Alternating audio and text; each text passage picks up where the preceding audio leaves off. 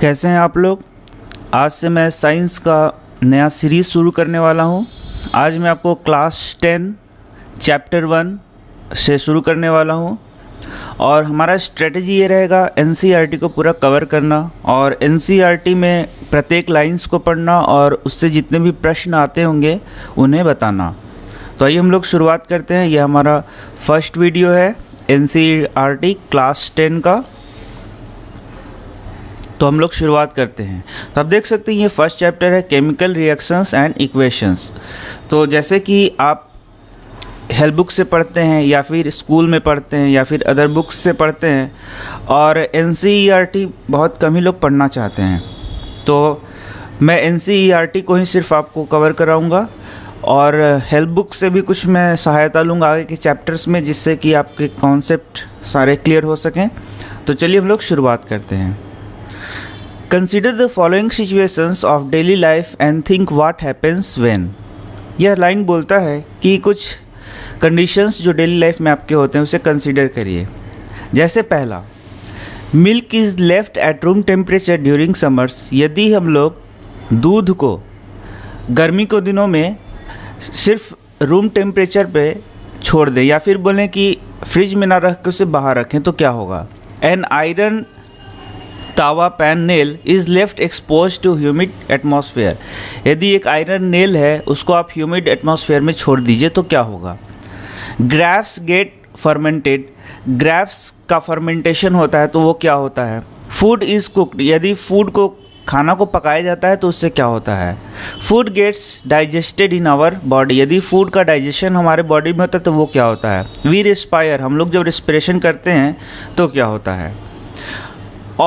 In all the above situations, the nature and the identity of the substance have somewhat changed. तो आप यहाँ से देख सकते हैं ये सारे प्रक्रिया यदि होती है तो पहले वो सब्सटेंस तो कुछ था और अब उसका आइडेंटिटी क्या हो जाता है, चेंज हो जाता है और उसकी सारे जो प्रॉपर्टीज़ होते हैं वो क्या होने लगते हैं, चेंज होने लगते हैं। We have already learned about physical and chemical change of matter in our previous classes. तो जैसे कि पीछे क्लासेस में आपने फिजिकल चेंज पढ़ा होगा और केमिकल चेंज पढ़ा होगा, जो कि हम लोगों को यहाँ भी पढ़ना है। Whenever a chemical change occurs, we can say that the chemical reactions has taken place. तो अब देखिए, अब यदि केमिकल चेंज हो रहा है तो हम लोग कह सकते हैं कि केमिकल रिएक्शन हुआ है। तो आइए मैं एक आम भाषा में आपको समझाता हूँ कि केमिकल चेंज और फिज़िकल चेंज किसे कहते हैं। फिज़िकल चेंज हम लोग उसे कहते हैं जब कोई भी ऑब्जेक्ट या कोई भी पदार्थ, कोई सब्सटेंस केमिकली चेंज नहीं होता है, उसे हम लोग कहते हैं फिज़िकल चेंज। जैसे आपने पढ़ा होगा कि यदि एक मोमबत्ती को जलाया जाए तो वो जो मोम है पहले तो सॉलिड स्टेट में था और उसके बाद जलने के बाद मान लीजिए वो लिक्विड बन जाता है। या फिर आपका वाटर है, वाटर को जब आप 3 स्टेजेस जानते हैं, आइस हो सकता है, उसके बाद क्या हो सकता है, आइस में जब आप हीट देंगे तो क्या हो जाएगा, वाटर लिक्विड हो जाएगा जो कि वाटर का फॉर्म कहते हैं, और उसको जब हीट दीजिएगा तो क्या हो जाएगा, वेपर हो जाएगा। तो ये है फिज़िकल चेंज। तो केमिकल चेंज क्या होता है, बड़ा ही आसान है, बस एक वर्ड का आंसर है। जब किसी भी चीज़ का केमिकल कंस्टिट्यूएंट बदल जाए या केमिकली वो चेंज हो जाए तो उसे हम लोग क्या बोलेंगे, केमिकल चेंज। इसका मतलब पहले वह केमिकली कुछ चीज़ और था, अब वह कुछ और चीज़ हो गया है तो उसे हम लोग बोलते हैं केमिकल चेंज। इतना आसान है। तो यदि आप एनसीईआरटी पढ़ रहे हैं और अपने स्कूल में पढ़ रहे हैं तो यहाँ से यहाँ तक आपका कोई भी प्रश्न नहीं बनता है। मैं आपको प्रश्न बताते चलूँगा कि एग्ज़ामिनेशन में आखिर कौन से प्रश्न बहुत ही इम्पॉर्टेंट होते हैं, और यदि आप कम्पिटिटिव एग्ज़ामिनेशन की तैयारी कर रहे हैं तो भी यहाँ से कोई ख़ास प्रश्न आपके लिए नहीं बनता है। चलिए अब देख लेते हैं आगे। You may perhaps be wondering as to what is accurately mean by a chemical reaction. तो जैसे मैंने बताया केमिकल चेंज, क्या बताया, केमिकल चेंज। तो अब हम लोगों को पढ़ना है वो केमिकल चेंज कैसे हो रहा है, उसी को हम लोग क्या बोल सकते हैं, केमिकल रिएक्शन। इसका मतलब ये सीधा सा मतलब है, जब केमिकल रिएक्शन होगा मतलब कोई सब्सटेंस में केमिकल चेंज होगा, मतलब कोई भी पदार्थ में केमिकल चेंज होगा। Let's perform some activities to find the answer to this question. Friends, यदि आप एनसीईआरटी पढ़ते हैं तो हर एक चीज़ क्लियर नहीं होती है। आप 10 लाइन पढ़ेंगे तो आपको एक बात मिलेगी, इसीलिए कोई एनसीईआरटी को नहीं पढ़ना चाहता, लेकिन बहुत बातें सिर्फ आपको 1 से 2 लाइन में ही मिल जाती हैं।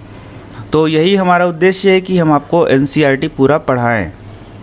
यहाँ आप देख सकते हैं एक एक्टिविटी आप देख सकते हैं, एक मैग्नीशियम रिबन लिया गया है, क्लीन उसे साफ़ किया गया है, लगभग 2 सेंटीमीटर लंबा है और उसे हम लोग सैंड पेपर से साफ़ कर लेते हैं। एक मैग्नीशियम रिबन देख लीजिए, उसे हम लोग सैंड पेपर से साफ़ कर लेते हैं। आगे के जो टेक्स्ट है या फिर कहेंगे जो टेक्स्ट बुक के जो क्वेश्चन है उसमें एक प्रश्न आता है कि मैग्नीशियम रिबन को जलाने के पहले उसे साफ़ क्यों किया जाता है। तो उसका आंसर ही मैं बताता हूँ आपको। Hold it with a pair of tongues, सीधे सीधा ये मैं बता देता हूँ आपको कि आपको मैग्नीशियम रिबन को क्या करना है, जलाना है, उसी के लिए यह प्रयोग किया गया है। तो मैग्नीशियम रिबन आप देख सकते हैं यहाँ पे लेके हम लोग टंग के सहायता से उसको क्या कर रहे हैं, जला रहे हैं। और जब मैग्नीशियम रिबन को जलाया जाएगा तो आप देख सकते हैं यहाँ पे वाइट कलर का ये पाउडर यहाँ पे गिर रहा है, इसे हम लोग कहते हैं मैग्नीशियम ऑक्साइड।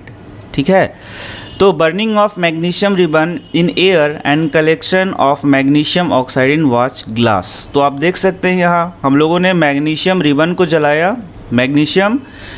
जलाया, किसकी उपस्थिति में जलाया, ऑक्सीजन की उपस्थिति में जलाया। तो क्या हो गया, MgO मैग्नीशियम ऑक्साइड बना। तो आप यहाँ देख सकते हैं कि पहले था ये मैग्नीशियम और अब क्या हो गया, मैग्नीशियम ऑक्साइड। इसका मतलब पहले कुछ और केमिकल था, अभी कुछ और केमिकल है। तो ये कैसा रिएक्शन हो गया, केमिकल रिएक्शन।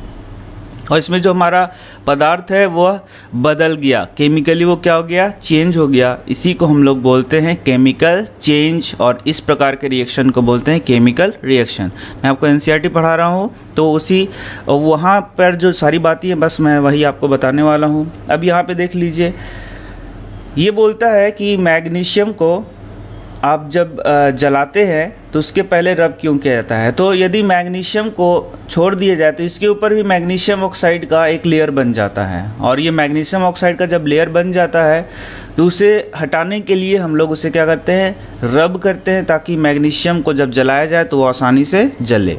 चलिए अभी नेक्स्ट पेज की ओर बढ़ते हैं।